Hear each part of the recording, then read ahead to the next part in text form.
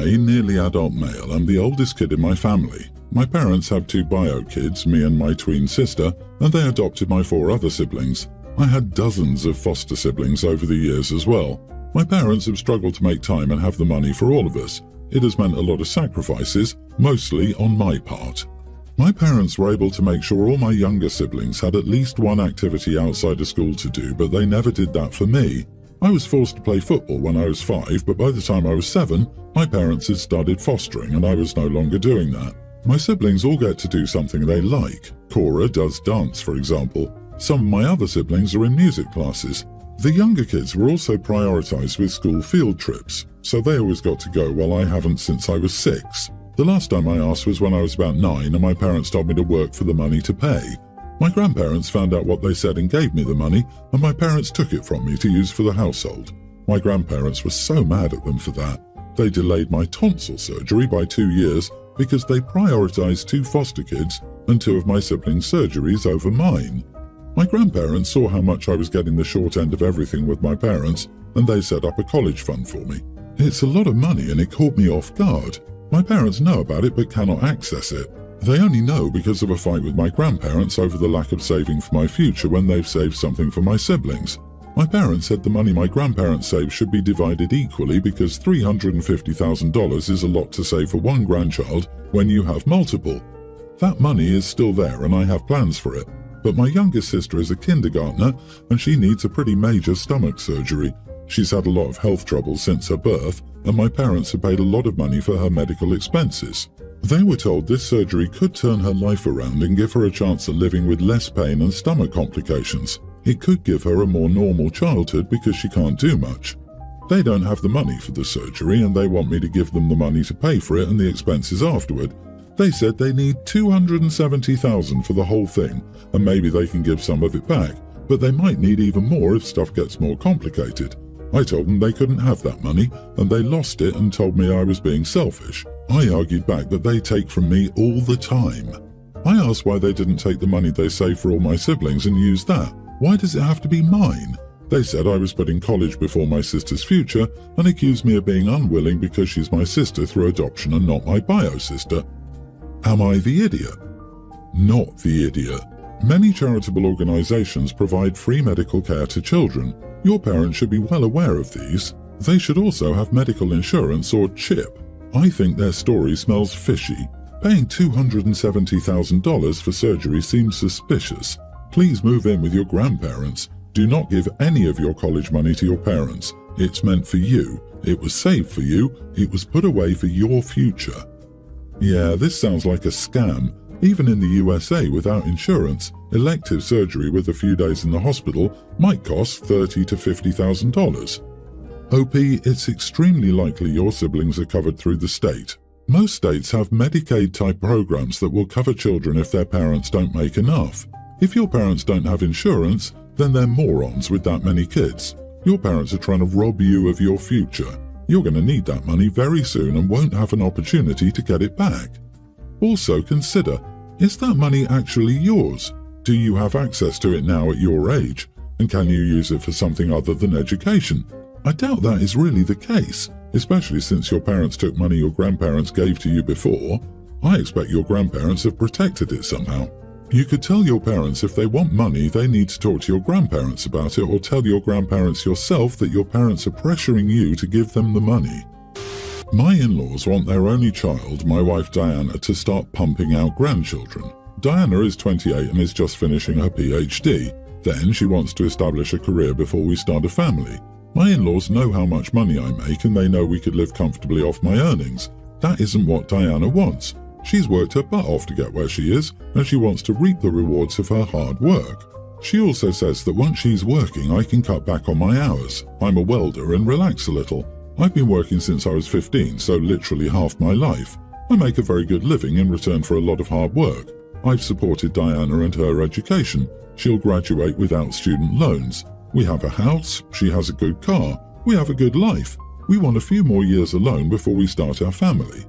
Over the latest family gathering, in-laws wouldn't drop it. I finally snapped. I said that if they wanted grandchildren, then they could reimburse us for her education. They could further pay her the salary she would be giving up. When she returned to work, they could pay her the difference between what she could be earning and her entry-level position. They could pay for a nanny so my wife could work, or they could back off and wait for us to be ready. They said that they couldn't afford all that. I asked them how they expected us to afford it. I said that if it was really what they wanted, they could just give her the inheritance coming her way now instead of later. They got offended and said it wasn't hers until they no longer needed it. Diana asked me to drop it. She's tried dozens of times to explain why we're waiting to her parents. They ignore her. They ignore what we want for our lives. They've been very cold since that get-together. They seem to think I was a rude idiot for pointing out the costs of what they were asking for. Many of her family agreed that I went too far in asking them to pay if they want a grandchild now instead of later. Not the idiot. They must be reminded in very strong terms that it's none of their business. They have absolutely no say whatever in when you both choose to procreate. Stop being nice about it. They need to be put in their proper place. If they want a new baby around, their option is to adopt. That's where they have a say. Otherwise, they need to shut up and back all the way off. These people don't respect their daughter's autonomous choices regarding her life, so why would you suggest they adopt children whom they will also not respect? Dude, let your wife handle her family. What you said was tacky and classless. Everyone's the idiot here. They are pushing and giving you unsolicited opinions about your married life, and both of you for not just having clear boundaries and not just shutting it down straight up. Instead, you got into that stupid back and forth about money. Their finances are none of your business, and your reproductive tract is none of their business, so why engage like that? You both need to practice firm boundaries now if you are even considering having kids. So to start this off, this issue is with me, 22 female, my sister, 26, and her husband, 30. To add some backstory, basically ever since puberty, my breasts have been large. I have a petite frame otherwise, and I'm 5'2", so I've thought my body looked weird for almost all my life. I've always covered up as best as possible with oversized hoodies, t-shirts and so on. I've always dressed this way as I genuinely was ashamed and hated my body. I started working at 16 knowing my main goal was to afford a breast reduction. Last year I was finally able to afford it and got it done.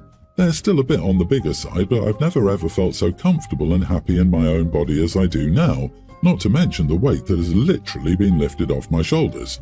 So this last weekend, my sister and her husband visited our family and we planned a dinner at a restaurant. It was nothing extravagant, but it was still a pretty nice place. I just wore jeans with a tight-fitting shirt. I thought everything went well, we all chatted and talked like usual, but a bit in I noticed brother-in-law was staring at me a lot.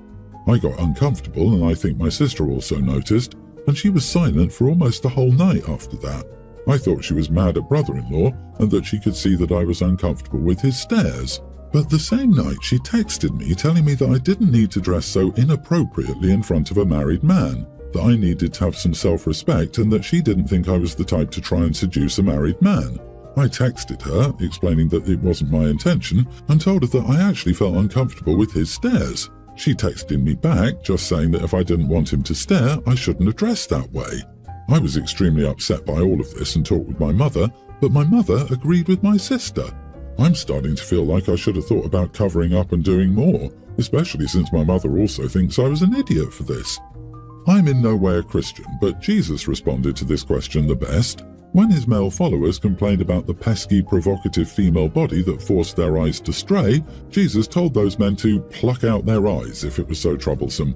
He told them to remove their hands if they were tempted to get grabby because it's not the woman to blame for her allure, but the man who refuses to be accountable for his actions. So, on very good authority, you're not the idiot. Oh my god, I love this. Struggle with that, Jack. OP, there's absolutely nothing wrong with wearing a fitting shirt. There would in fact be absolutely nothing wrong with you wearing a skin-tight, bright red, low-cut, holy wow dress either. You should always wear what makes you feel good and look nice, and is appropriate for the occasion. Nothing you described even comes close to scandalous. Yeah, what a load of bull. Does the sister go around to every woman in public demanding they cover up because her husband can't control his eyes? What about every other man in the world, unmarried or not? Are you supposed to hide your body to make sure they don't stare at you? What if you do cover up, and then your face is too attractive and they start staring at you? Do you see how ridiculous this is? Men staring at you while you're wearing regular clothes isn't your problem to solve. It's disgusting that your mom and sister are body shaming you. This is your brother-in-law's problem for staring at you, not yours. It's not your fault he can't or won't stop staring and ogling you. I, 36 male, was a day one adoption. Bio parents never even saw me. My adoptive parents raised their family where we were encouraged to be healthy but not pushed to be crazy about it. For example, eat healthy and walk when you can, but don't necessarily feel pushed to do sports or go to the gym. I do exercise regularly though. Anyway, I never really had a burning desire to find my bio family, but I received a DNA kit from a co-worker as a birthday gift and figured there was no harm. They don't know I'm adopted. What I didn't expect was to find a full-blooded sister. Turns out I have 3 sisters and a brother. She reached out to me first, and after a few months of back and forth and advice from my dad, I drove out to see them over the holidays. When I drove up to the house, I thought I had the wrong address at first. The whole family, siblings, parents, grandparents, etc., were outside waiting for me. They were also all morbidly obese. I don't mean that figuratively. My bio mother is basically Darlene Cates from What's Eating Gilbert Grape, and they didn't get much smaller from there. With that said, I tried to put it out of my mind and focus on the positive of meeting my family. The visit was going okay, it felt a little forced, until dinner. A literal feast was prepared to the extent that there were more options than I could eat. In the end, I could only manage a place and a half. The rest of the visit went fine and I left happy to have met them. It wasn't until I got home that I saw the missed messages.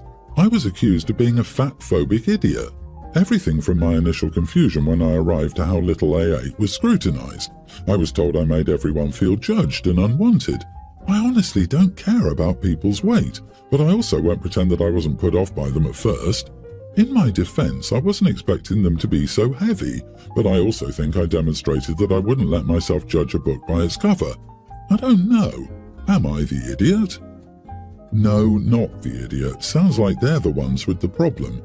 They might have been mentally surfing on the "it's genetics" thing their entire lives as a reason for being overweight. Seeing you probably brought a harsh reality crash that their issues are from lifestyle over anything else. Sometimes, a reality hit like that makes people lash out and blame others rather than take responsibility for their own actions. I'm sorry for you that they let something that petty be negative for your first meeting of the bio family. This was my first thought as well. There are a lot of people who blame poor genetics on their weight. We can blame genetics on where we put on weight, but it's mostly behavioral decisions that cause weight gain. My ex-mother-in-law would blame genetics, not the extra calories she ate while preparing meals. Being vocal about it was her preemptive defense mechanism. It's funny that she had a very outdoorsy brother and a vegetarian who was beanpole thin. I think it's normal to look confused when meeting bio family after 36 years. You literally have no clue what to expect, even if there have been social media pictures shared ahead of time. Unless you openly called them all fat, eating a plate and a half is a perfectly normal amount to eat. You shouldn't have to force yourself to eat more than what's comfortable to make them feel better about themselves. This really has nothing to do with you and everything to do with themselves. Please don't doubt yourself and do what you must to keep the peace in your life. My sister had boy-girl twins a few months ago. The babies were long wanted. She had names picked out years before. She's always loved old-fashioned vintage names and has been outspoken about her joy that they are back. She's also been judgmental of my choice of names for my 3 children because they were more uncommon and not classics. But she thought everyone would love her kids' names, Barbara and Douglas. I think she did get some positive comments, but she's been annoyed because some people will say they are sweet old lady old man names, and that bothers her, while some have told her they don't like them because they're old lady old man names. My sister has snapped at her best friend and people in her mommy group over the comments that I know of. Her best friend didn't offer that up immediately either. My sister was bothered by her lack of comment on the names and begged her to give an honest opinion. It sounds like the names are loved at the mommy group though, but my sister takes offense to how they are complimented. She mentioned this to me 3 different times. The first time I said nothing and let her talk. The second time I asked her why it bothered her when she said she wanted more old-fashioned names to come back, and the older the better. Her answer was those are the best kinds of names, and just because people like me don't appreciate them, doesn't mean they are just for old ladies and old men. The third time was when I called her a hypocrite, and this was after she described a couple of new members of the mummy group cooing over the names and then saying the dreaded old lady old man thing, and she lost her temper with them over their description of the names. I told her she's a bit of a hypocrite to hate even the positive comments about the names that mention they are names you would expect to find attached to older ladies and older men when she intentionally wanted her kids to have old-fashioned names. She told me it's very different and I'm just showing how much I hate her children's names. I've never said this to her, and unlike her, I would never disparage names someone else chooses, especially someone close to me. But she insisted that calling her a hypocrite is wrong when it's different to like old names versus calling them old people names. Am I the idiot?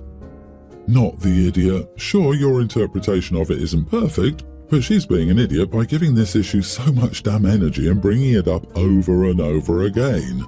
It sounds like she doesn't like her own kids' names and keeps projecting that on you, her friends, and people in mom's groups. Tell her you don't want to talk about everyone's names anymore and to get over it. Exactly, it sounds like your sister is having buyer's remorse about the names and can't admit that she hates them now that they're actually attached to her kids. Give me a Walt, Hazel, Henry, Harold, Esther or Ruth any day over names with 3 X's, 4 N's, an EIGH where one should not be, random apostrophes that make 0 sense, and words spelled backward for no damn reason.